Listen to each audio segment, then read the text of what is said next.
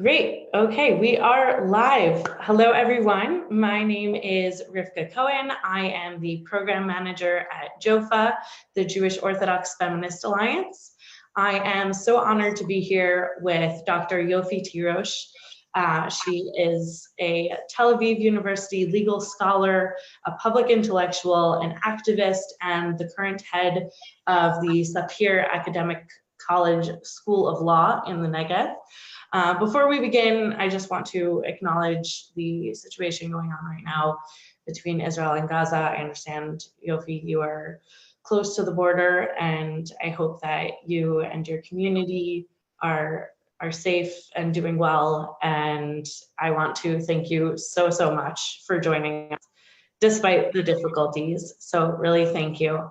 And with that, do you mind introducing yourself and sharing a bit about your activism and your scholarship, please? Yes, thank you. Hi, everyone. It's a little bit funny to be virtual like that, but I'm sure we'll imagine that we're all in one space and amicable. Thanks for logging in. So, as Rebecca said, I'm a legal scholar and I'm an expert in equality, anti-discrimination, with a special emphasis on gender. And in the past years, in Israel, past 5 or 6 years, I have been sort of recognizing this, what I see as a tsunami that is coming over Israeli women, and only a few of us are kind of hearing the earth shaking, recognizing the tsunami coming. And this is the tsunami of what we call in Hebrew Hadarat Nashim, English women's exclusion. We're talking about the growing institutionalization and demands of sex segregated spaces in all sorts of areas of life that I will describe soon, and growing demands of modesty, female physical, dress, voice, all kinds of areas where women are expected more and more to sort of contain the, I'm sorry of sounding blunt, but the threat to the purity of thought of men that their body or voice represents. Okay? So this is what we're going to dedicate our time together to. I will put on a presentation in a second that you can see on your screen, I hope. And I'm taking time, so my plan is to speak for about 40 minutes, and then we'll open it to Q&A. I understand that you can text, and Rebecca can read out loud your questions. So I'll put it on timer for 40 minutes, just a second. Here we go. And I'll upload the presentation.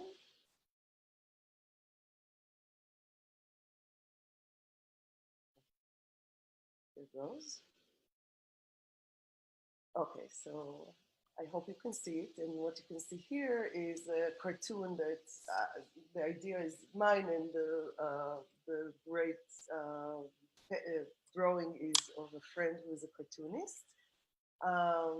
And this is kind of refers to something that I'm sure most of you who live in some sort of Jewish life and tradition know that, or experience in daily life, that modesty and segregation requirements are very malleable.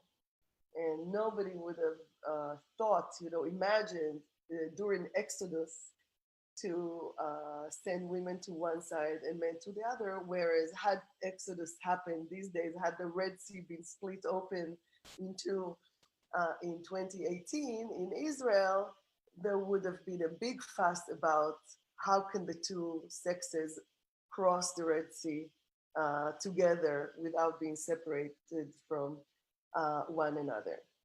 So I'm gonna quickly give you a pick of 3 slides that are a teaser to the rest. And I'll show them as a way of saying, Okay, here's what's happening today. And then I'll pause and give an introduction on the Israeli society in order to answer the question, how did we get here? What's going on? And then also some other images, and then we'll open it up to questions. Okay, so my first slide is this. Recently, the Israel Bank has, for the first time in the 70 years of the Israeli state independence, issued bills with the women figures on them. The 20 shekel bill with Rachel the poet, and the 100 shekel bill with Leah Goldberg, another poet. If you trade those bills in ultra-Orthodox neighborhoods, you get what we see in these images.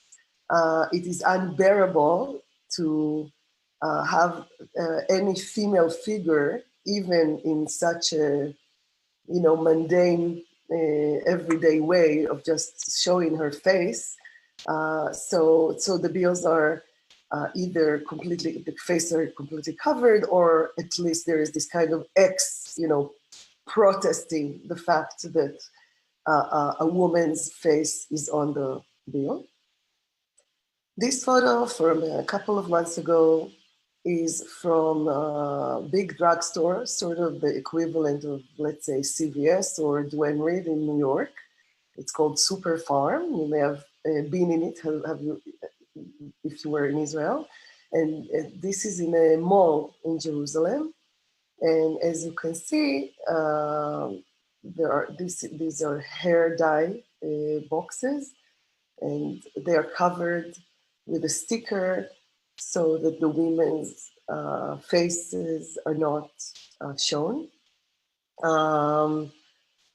I think for us as women, this is extremely or particularly ironic, because on the one hand, there is so much expectation to dye our hair and be, look younger and well-groomed.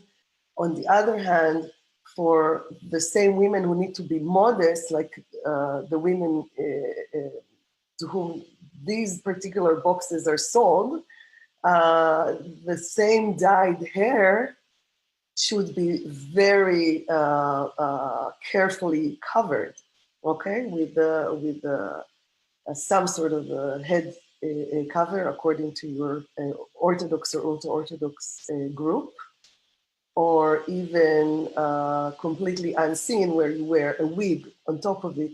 So the double standards and the ironies are really, thought-provoking. And finally, the last picture I want to show for now is this one. This is a picture in a law school in Israel, a private law school that has a program for ultra-Orthodox students. And what we see here is a makeshift lesson to prepare the classes, for the students for the exam.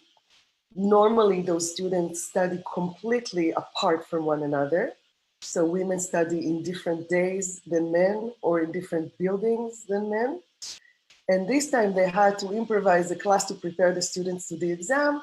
So they put in a mechitza, a divide, and you can see how the TA improvises, and in this Israeli entrepreneurship of finding solutions to harsh conditions, finds this, I think, troubling solution of speaking to both sides of the classroom when he's standing on the table.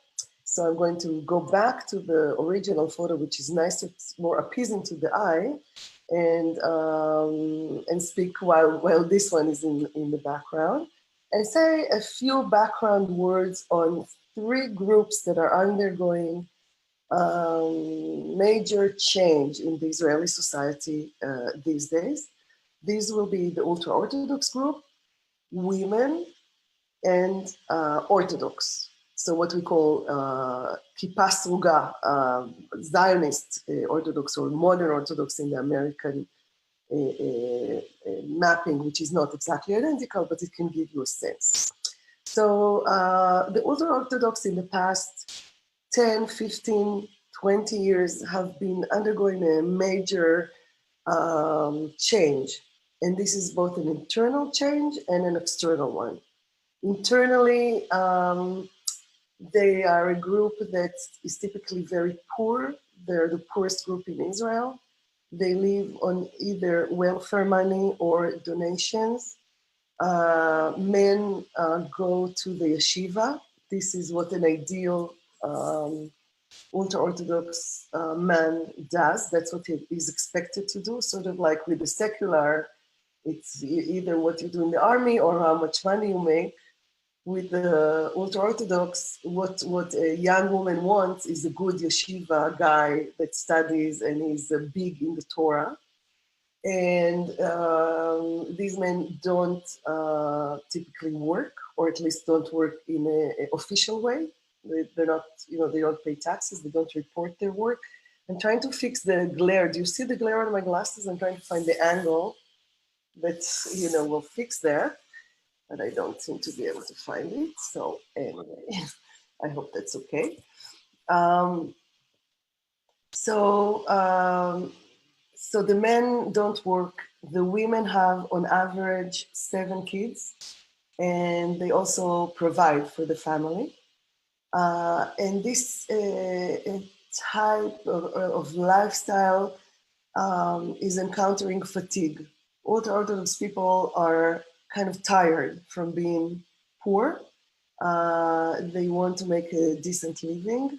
They're more open to sending the women and even some of the men to jobs that are more skilled, that require education, that maybe are involved integration in the regular job market in Israel. The other major development is technological. The internet has entered the ultra-Orthodox group, the Haredi group.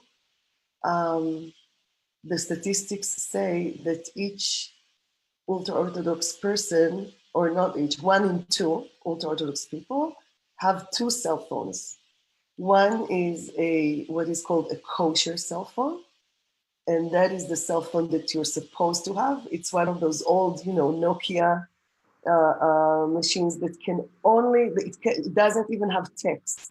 It can only take calls, audio calls like regular phones do. And then sort of unofficially under the pillow or deep in your handbag, they also have a smartphone. And through those smartphones, they are discovering, how the other half lives. And they discover it not necessarily, they're drawn to it not necessarily in order to become secularized and to leave the ultra-Orthodox world, but they have been living a life of extreme kind of communal confinement and isolation. And the internet gives them a way to log on to, news venues that haven't been exposed to, blogs, social networks. There are many social groups, Facebook groups of ultra-Orthodox today on Facebook or on Twitter. And what that creates is, alongside all kinds of other changes, also a change in the place, the role, and the status of ultra-Orthodox women. Because working as a kindergarten aide for minimum wage is one thing, but when you are studying programming, computer programming, or you have a degree in social work, and you're out there as a professional, and you're financially and professionally upwardly mobile, then that creates kind of a need to realign what is the division of labor and status between men and women in the ultra-Orthodox family. And this, as always happens, not just in Israel and not just among Jews, these transformations have made the leaders of this community, the spiritual leaders, the rabbis, the political leaders, very worried that they sort of will lose control over the community. And as happens again in Europe with Muslim immigrants and with many other groups like native groups in North America, when a group wants to kind of affirm its cohesiveness, it's like the core, what we're about, the way this tends to be done is at the expense of controlling women. So women and women's bodies and women's practices are expected to carry what we are about, our traditions, our commitments, etc. I'm sure you're familiar, this kind of crowd now here in this room, this virtual room, is familiar with the Enlightenment in Europe slogan that said, I'm translating from Hebrew, so excuse me if it's not accurate, it's not idiomatic, but be a man outside of your tents, you know, when you go out to the public sphere, the business sphere, the political sphere, and be a Jew at home. So there was this imaginary split. You can be a man of the world, a European outside of home, and then a Jew at home. That is true for the men. But for women, the suspicious that we will lose control over their roles as wives, as chaste women, and as dedicated mothers is serious. So what we're seeing is extreme escalation in the modesty standards and in the when is segregation in events and in education and in all kinds of areas, when is it required? So now, these days, in the ultra-Orthodox community, you have debates on questions that were unimaginable, 20 years ago. So I'm taking a relatively old example. You can get up in the morning and read a report from a rabbi that dedicates a whole debate to what is the thickness of the stockings of a 3-year-old girl. Okay, and it has to be 40 denier. I don't know if that's the term in America, but it has to be thick stockings, so this 3-year-old is not going to tempt us, okay? And all kinds of events that were mixed 20, 15, 10 years ago are today segregated.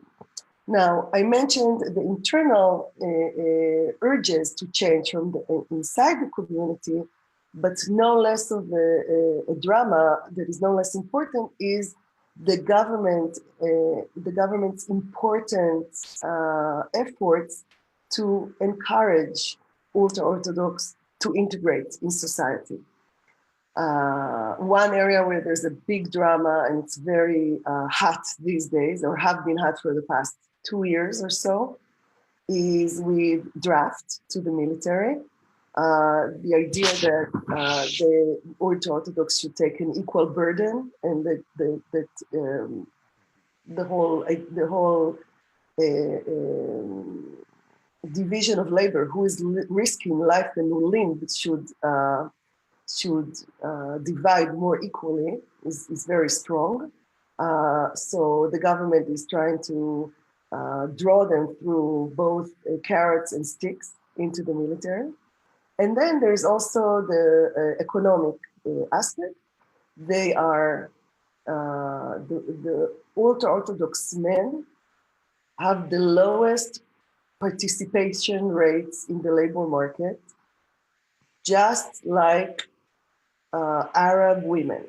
So Arab women and ultra-Orthodox men participate least in the labor market, and the government is trying to change it, partly because it wants to close socioeconomic gaps. Now, the motivation to bring them out there and to accommodate them in order to be able to pursue higher education or to go to work with others is wonderful. But it raises a very dramatic question.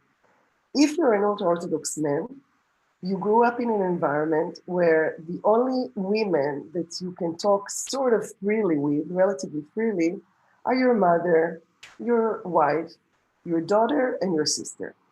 Anything in a larger circle, say your sister-in-law or the woman in the or let alone a teacher or a doctor or whatever, it's taboo. You have to be, lower your eyes, refrain from a direct speech. It should be in third speech. It's very risky. So now what do we do?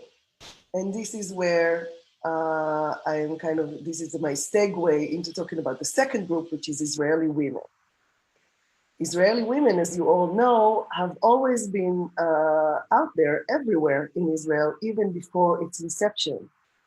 Zionism has proud itself. All the Zionist writers, put women's gender equality in Israel as one of its major principles. So in Alt Neuland, Herzl writes about this, how women will be able to do everything. And to a great extent, at least on the official level, there's still many gaps to close, of course, in numbers and in all sorts of issues such as Me Too, etc. But as you know, Israel has demonstrated it. Unlike the US, from its first day in May of 1948, women had the vote, okay? We had one of the first world's female prime minister, Golda Meir.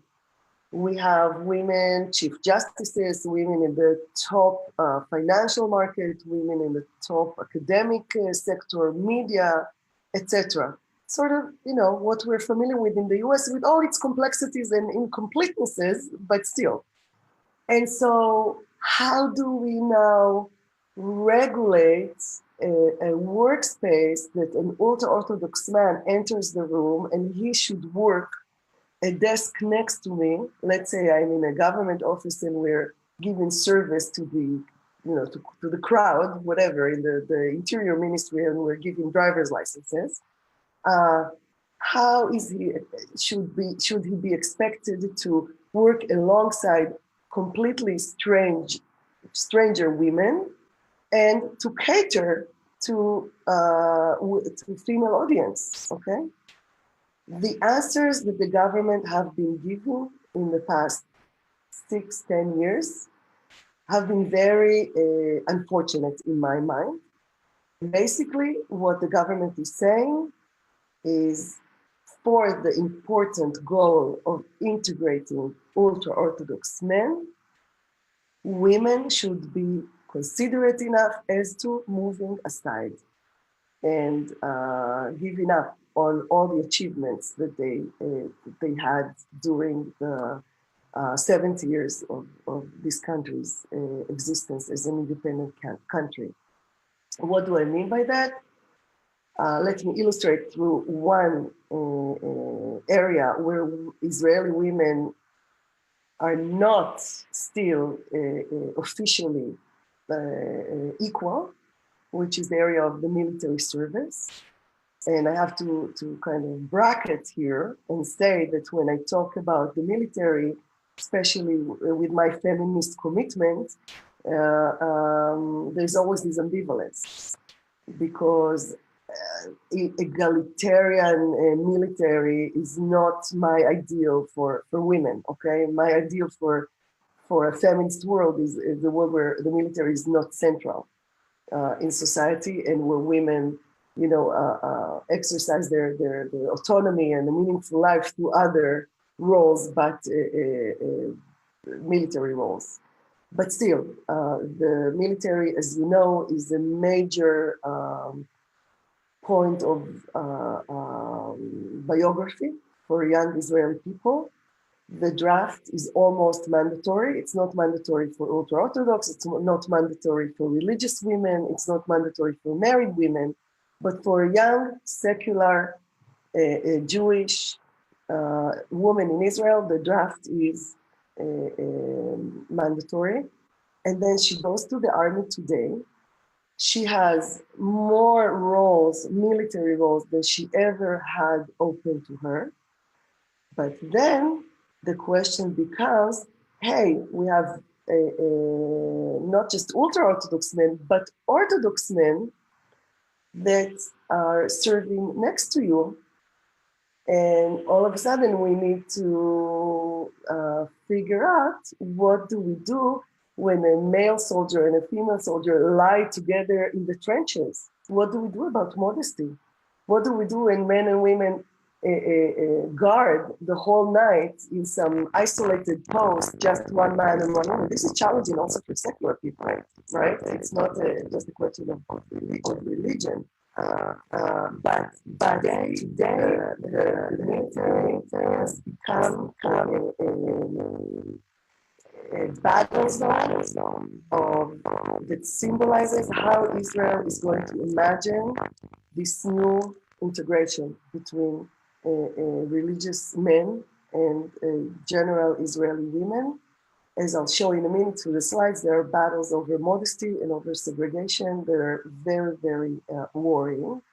And the military is but one example. As I'll show you, there are examples that threaten Israeli women's equality and achievements in the workplace, in arts, in academia, etc., etc. So finally, my third group that I want to talk about very, very briefly is the Orthodox or the modern Orthodox Israelis that, unlike the ultra-Orthodox, have always been a much more integrated part of Israeli society. But in the past 20 years, they have decided, as a group, they have been undergoing a shift. And the shift said, we no longer want to be the kind of geek shtetl boys or funny settlers that everybody looks down at or ridicules us. We want to take a serious role in shaping and leading Israel. And hence they have been sending their young people to fulfill themselves through meaningful jobs, roles in the military, in prestigious units, in combat roles, in the media, in the business community, in politics. And because in their communities, and this group, JOFA, is a group of feminist Orthodox, right? So if you think of this amazing push and pull process in which, on the one hand, feminist Jewish Orthodox women have been negotiating ways to have more egalitarian minions, to have female cantors, to have a much more awareness to sexual offenses within the religious community, etc., etc. We have the same or a parallel phenomenon that I talked about a minute ago about the ultra-Orthodox, which is when religious women's roles shift and their place in the family and in the community transitions into something that may threaten traditional ways of living, traditional division of labor between men and women. This creates a nervousness among the leaders of the community. And what we're seeing in the Orthodox community today in Israel are, for example, segregation in education between boys and girls. In my mother's time, she grew up Orthodox in the 60s. Only in 10th grade did her class divide to boys and girls. Today, most schools, modern Orthodox schools, they're not co-ed at all. They start at first grade. Boys never see girls, and girls never see boys. You have phenomena that are just heartbreaking. For example, the second grade girls do a graduation party, and the school asks the fathers not to attend the party because those 7-year-olds are going to sing and dance, and that it may be tempting and immodest, okay? So this is where we're at, and now I'm going to run quickly through my slides and give you real examples. I could have gone on and on for hours with many, many more examples. It was very hard to choose. but I hope it will give you a taste. So this sign is in an ultra-Orthodox neighborhood saying you simply cannot enter if you are not modest. And this is not an anecdote or an episode. It's very, very common in ultra-Orthodox neighborhoods. And I put it here because it's important to me to stress that it symbolizes how many leaders and many communities in Israel imagine Israel's future. And in my time, I grew up I was born in 1970, okay? So I'm 48 now, and, the first 2/3 of my life, the message that I got in Israel is that we are a melting pot and that we should live together and find ways throughout our differences to bridge them and to live together in communication. Today, the image that many leaders, especially the religious leaders and the leaders on the right, the image that they portray is we are better off if each community lives on its own and doesn't challenge with its differences other communities. So this doesn't only mean in neighborhoods or towns. This means in schools, in academia, in military units, in the workplace, everywhere. The other person, if he's different, he challenges me too much. Let me be like myself. I was just in New York in October in Sukkot, and I went to Union Square and I saw a sukkah. And next to the sukkah was a Hare Krishna group. And this cohabitation of the two groups right next to one another, these chanting Sukkot prayers and songs, and these chanting Hare Krishna songs, is something that today in Israel, unfortunately, is unfathomable. It just is not going to happen. Okay, so what we see here on the right is the image of the Israeli government, the current government, the official image that was published right after the coalition was established. And on the left is the very same image on a Yom Le'Yom, which is the ultra-Orthodox paper. Find the differences. The three female ministers were airbrushed from the picture because, again, it's simply unbearable to present women physically or even to tolerate them in the public sphere. We now have a very exciting pending petition to Israel's Supreme Court, in which ultra-Orthodox women ask the court to force the ultra-Orthodox parties, the Shas party, that's a Sephardic party, and Agudat Israel, the Ashkenazi ultra-Orthodox party, to force them to permit women to be elected, to present themselves in the primaries, or not primaries, because there are no primaries there, but to present themselves to become Knesset members. And until today, this is forbidden. And we're hoping that the court will declare this unconstitutional.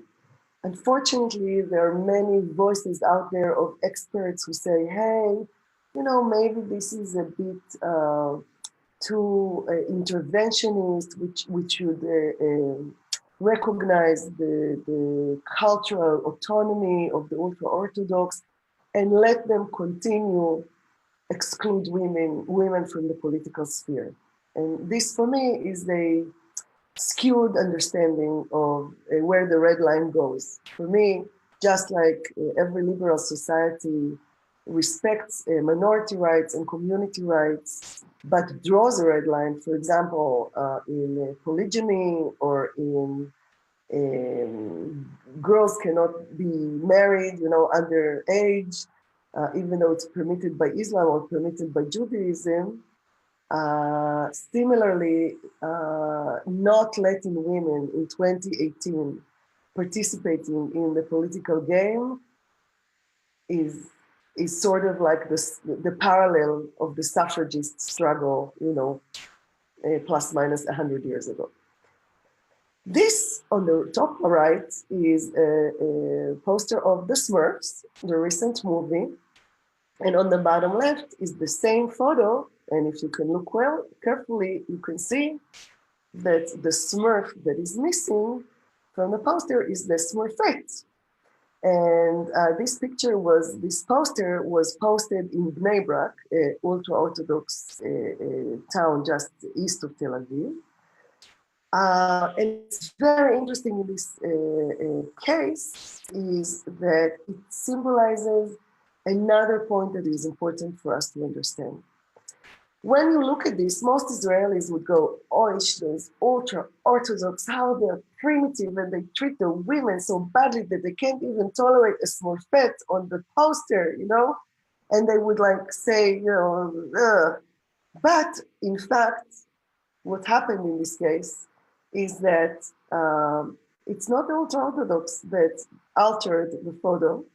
It is some young guy in a completely secular ad agency who kind of thought too much, thought large, took responsibility and said, hey, you know, why should I challenge the ultra-Orthodox with a smart head? Let's airbrush it out.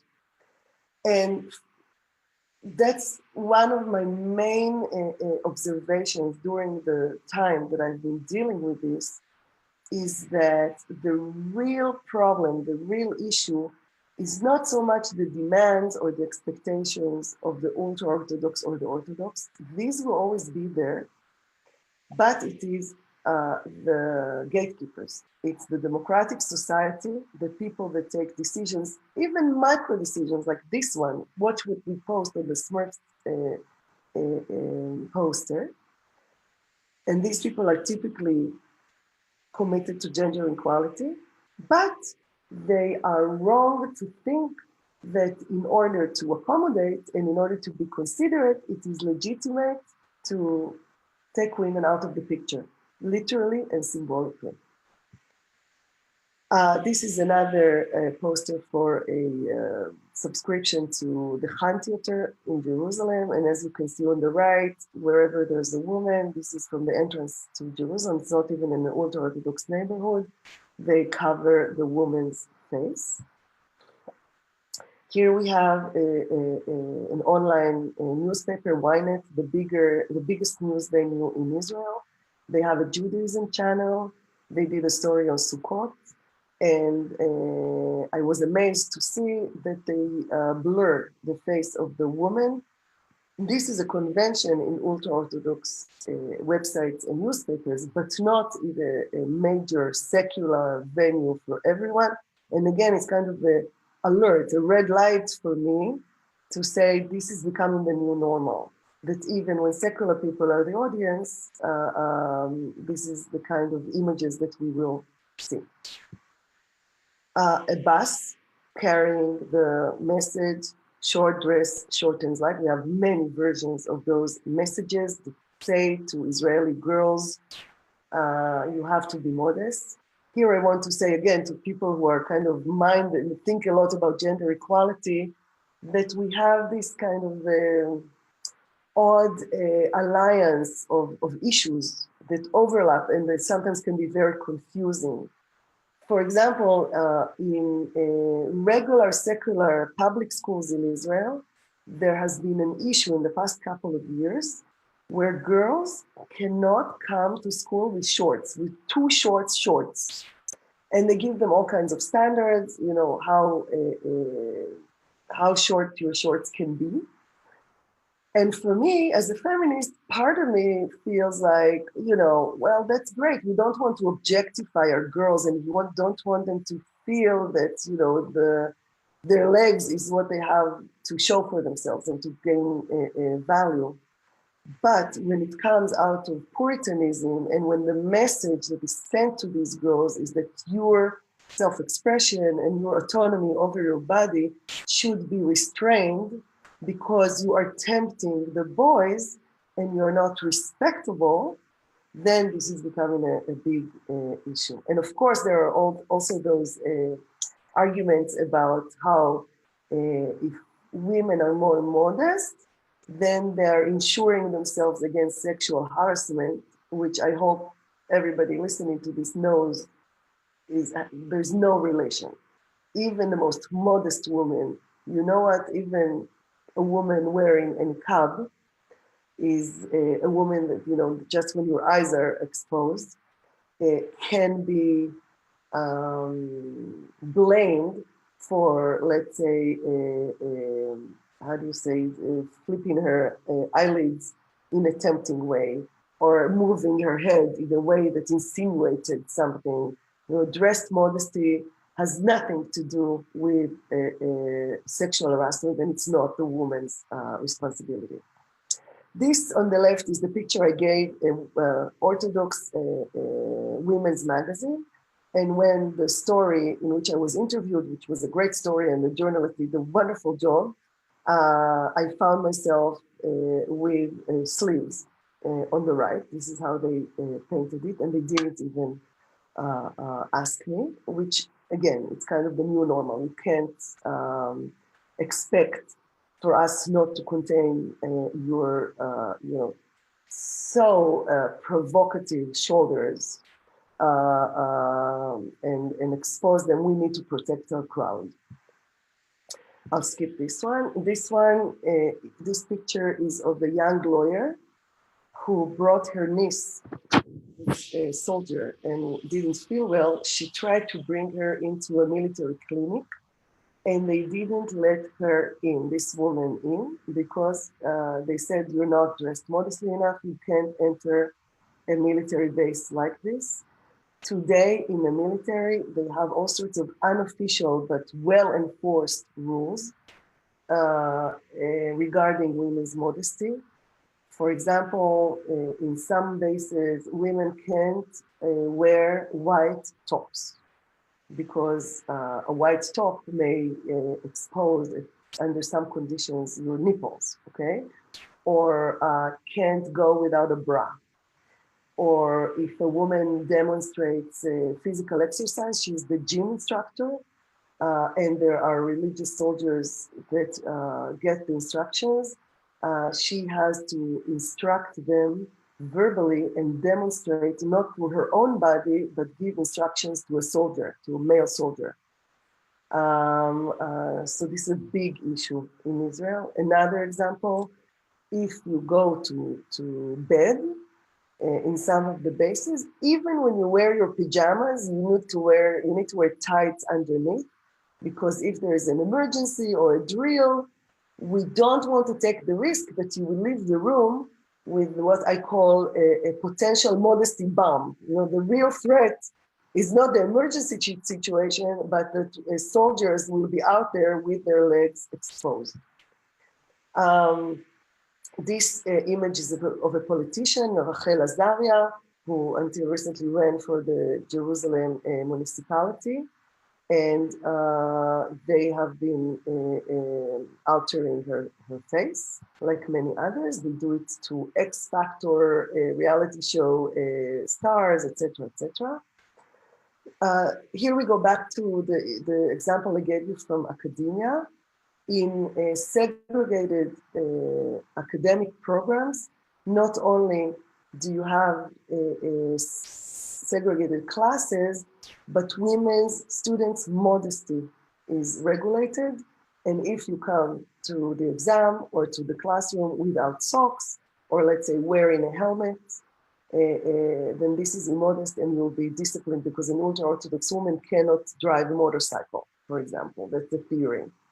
Another issue that impacts all female professors and doesn't remain within the ultra-Orthodox world is that in these academic programs, male professors teach both classrooms, the male classroom and the female classroom, whereas female professors are only allowed to teach the female classrooms.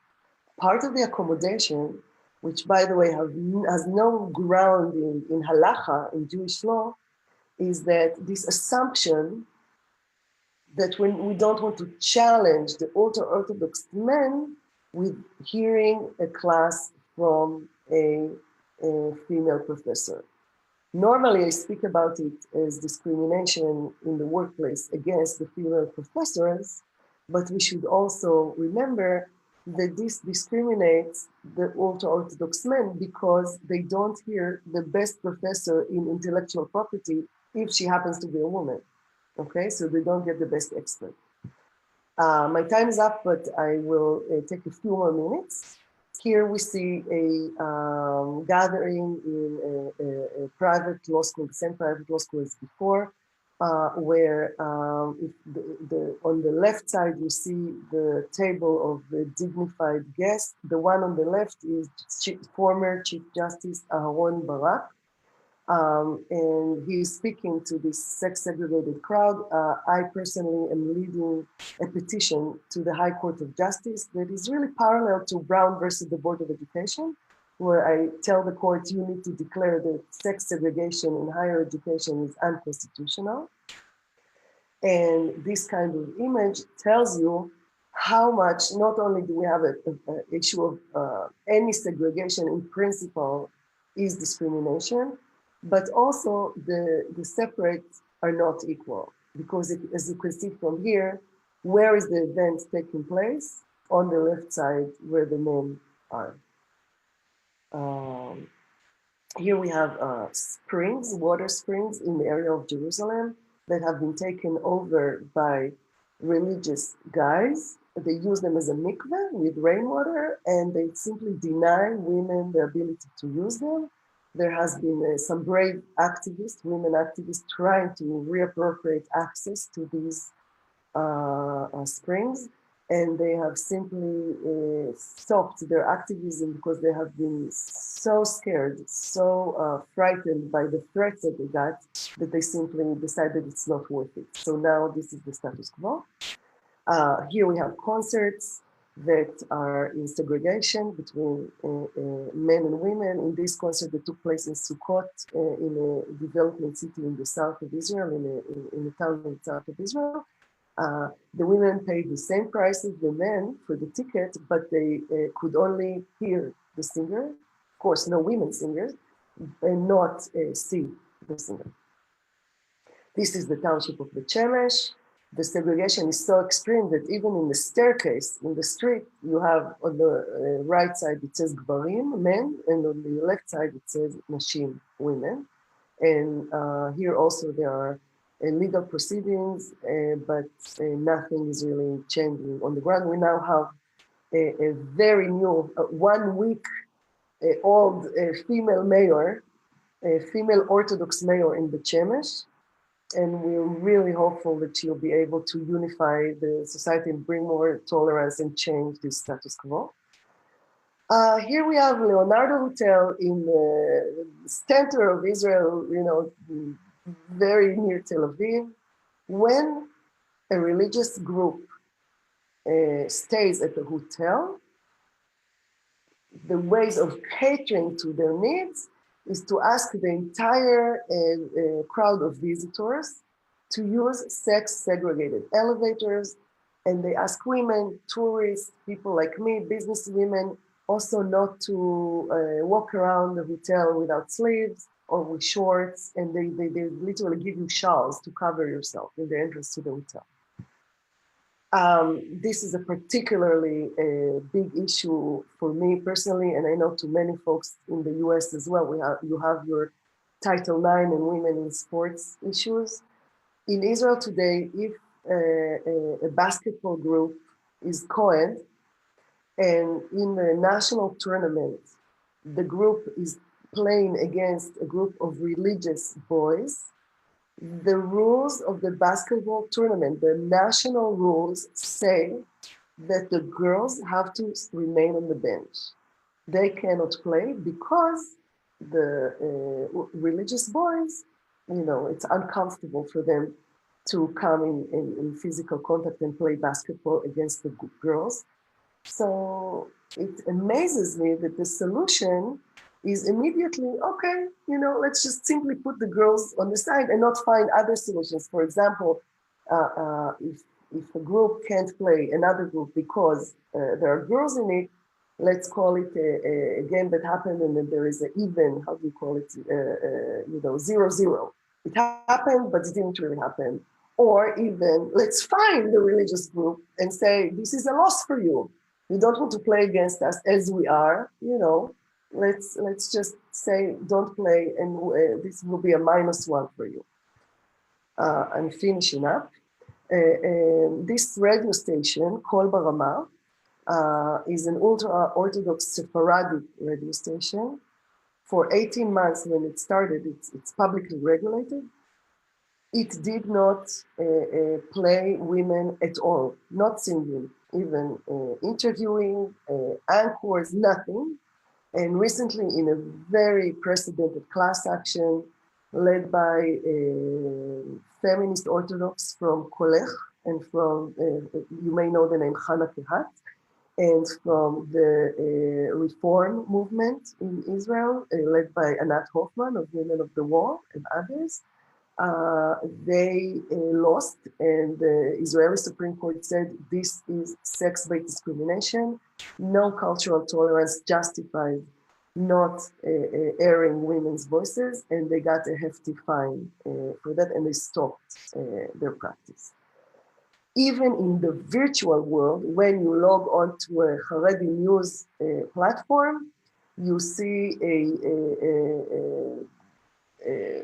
message that says you need to declare that you're a woman in order to move on and see the women's channel in this network. If you want, I'll talk about this later in the Q&A. I wanted to talk a little bit about the McCarthyism and the limiting of the activists such as these brave women in those pictures and women such as myself, but I won't delve into it right now. I'll end with an optimist note of some cultural sabotage. A mother saw that her kid brought to home this Sukkot flag, and it only had boys in it. So she added, with her graphic skills, some girls to the photo. So she kind of did a cultural resistance thing. So the girls you see here on the left were not girls before in the original version of the flag. And here we have ultra-Orthodox Orthodox women in Beit Shemesh standing under a sign that says women cannot use this side of the road. And they do use it, and they're there, and they're claiming their presence.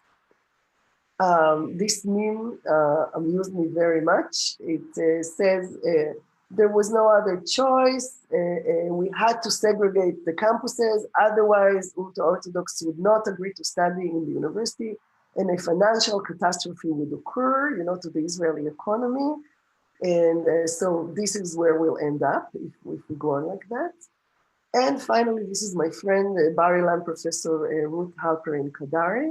Her middle sticker, she has really nice stickers on her laptop. The middle one, the blue one, says one of the slogans of the campaigns that I'm involved in, and it says, Shivyon hu ha-Shabbat shel ha-Demokratia, meaning equality is the Shabbat of democracy. Just like only life risk justifies breaking the Shabbat, violating the Shabbat, only life danger justifies violating the Shabbat, only violating equality, infringing equality should be a last resort. And this is my message to policymakers and to the Israeli society. Maybe in some very narrow circumstances, we'll find that the conclusion is, yes, women should move aside and pay the price of religious accommodation to religious men. But today, the finger on the trigger is very, very light, and it's the first resort. It's not the last resort. That's it.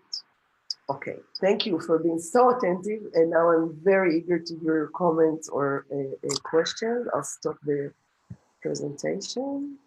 Great. Wonderful. Thank you so much for that wonderful presentation. Very informative, very ridiculous examples that are unfortunately very, very real. So thank you so much for that presentation. We have about a dozen people watching in Zoom right now, and even more watching live on Facebook. Some people have sent questions already. Please feel free to send in more. We only have a few minutes, but we'll get to as much as we can. I was wondering, and others were wondering, if you could talk a little bit about what's going on in order to change these things that are going on, what's happening in the legal sphere, in the Dati Leomi Modern Orthodox community, and also, if anything, what are Haredi women doing to change this? Okay, so I'll start with Haredi women and Orthodox women because the hope lies there in my mind. I think these two groups are the most important voices that can mobilize both their own communities and say, look, when you talk about the interest, the will, or the culture of Orthodox, of ultra Orthodox, this is not the culture of male or ultra Orthodox. We are ultra Orthodox too. So when we say we don't want this segregation, hey, we're here too. And I admire the way that they navigate between remaining committed to halacha and to orthodoxy. They're not breaking the rules and saying, hey, we're going bye-bye, we're going out there to Tel Aviv to do acid, right? They're religious, they're committed to their communities and to religion. And they navigate very, very delicately in subversive ways in order to mobilize change within their communities, but also to the Israeli public. It's extremely helpful to me, and I'm getting to activists such as myself, to be able to convey to policymakers that I get many messages, emails, messenger messages, all kinds of communications from Orthodox and ultra Orthodox women saying, thank you for your efforts. I can't voice those concerns within my community because I'll be ostracized. I'll be under a lot of social pressure. My kids will be, and they do, the kids of ultra Orthodox feminists in Jerusalem, in Bnei Brak, in Beit Shemesh, some of them are under cover, they're hidden, they move homes every time. Others, in more mundane ways, they just kick them out of the best schools, or they don't give them matches, shidduchs that are good. You know, they really go through social sanctions. So we have a lot of mobilization within the ultra-Orthodox and Orthodox community by women. In the secular community, there are several NGOs. One of them is the Reform Center. Another is Israel's Women's Network. A third one is my initiative, which I can also post. I'll post you if you can see that the website, I'm writing it now, of our campaign against sex segregation in academia. There is an English tab there where you can find stories and information and also ways to support us. So there are all sorts of activists out there.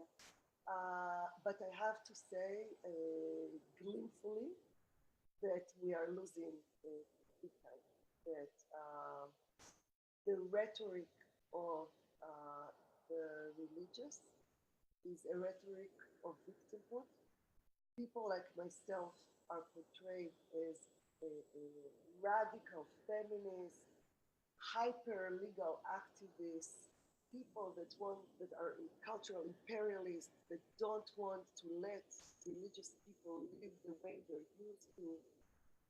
Worst thing is, I am, in my efforts against segregation, I don't respect the will of ultra-Orthodox women to remain behind or to move to the side or to cover themselves.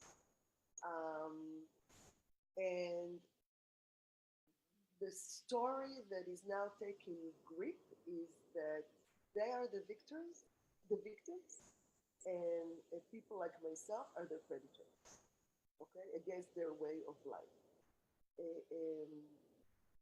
In the legal terrain, there is a big battlefield as well.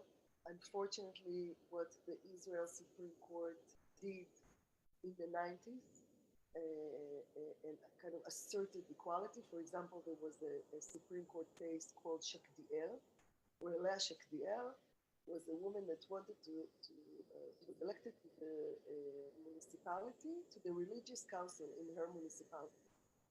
And the chief rabbinate said, we can't have women in this area. If you put women there, we're not going to collaborate with her. The most religious and Jewish law expert in the Supreme Court, Menachem Einon, in the late 80s, wrote a decision saying, yes, we have respect to religion, but we also have the right to equality in Israel. So we're sorry. This is her right, and you have to respect that. Unfortunately, today, even in the courts, we're seeing the idea of multiculturalism gone array, of worry against hurting religious feelings. And also, of course, if you read the papers, you know that the Supreme Court, its status in Israel today is weak. The government is attacking it as ultra activists, too much pro-human rights, too much, pro-refugees, and against what the government's policy, paralyzing the government. So the Supreme Court is extremely reluctant to take strong stances in our issues. And we're trying, half of my efforts in my activism is to explain to the court, to policymakers, to Israelis, to even high school kids, to soldiers that I speak with, to explain to them that those tiny, minute accommodations that you're making, for example, let's airbrush the Smurfettes, they have significance. They have much larger significance than what you imagine. They are going to turn Israel into a society where women simply don't have freedoms and rights to participate and dignity. Thank you so much. Almost out of time, but I want to ask you one more question. What can we in America, religious feminist women in America, what can we do? Well, first of all, stay committed to Israel. I'm appreciative and amazed that you're still, despite all your disappointments with what's happening with conversion and with the women of the wall and with the stagnant, non-existing peace process, that you're there and you're committed. So this is really, seriously, I'm not just saying that. Keep the conversation going. I think what you can do is very easy. There are very easy steps. The first one is show your dismay and your amazement whenever you speak with your Israeli friends and colleagues. Ask them about those issues. Hear what they're going to say. And what they're going to say is, look, it's complicated. We need to accommodate them, da, da, da, da, da. And you tell them that for you, just like Ruth Bader Ginsburg, Justice Ginsburg visited Israel this summer, and she said, sex segregation in academia is just like race segregation pre-civil rights in America. Tell them this. Tell them what you think. And the last thing you can do is you can support us financially. Give money to the New Israel Fund that sustains those organizations and is under disheartening campaign of delegitimation. And to other initiatives that you know and like, such as the Haredim EDU that I posted. And, let us strengthen us with your contributions to continue doing the work. Thank you. Yeah, Jofa definitely tries to point out our dismay when we hear about these things, post about them, spread the word, and hopefully others are talking about it too. And we're very grateful to have this ongoing conversation with feminists across the ocean. So thank you so much again for your time. And if you want to provide your contact information if anyone has any follow-up questions. So I just posted my small blog is called yofitirosh.com, and it's in the text there. And there is a tab there with newspaper articles in English about what's going on in Israel, and you can contact me through there or Google my name, and I'm there in all my academic websites. You can find my email with no problem. Thank you so much, Rivka, for this opportunity. Thank And you. thank you out there. And thank you everyone for joining us. Bye.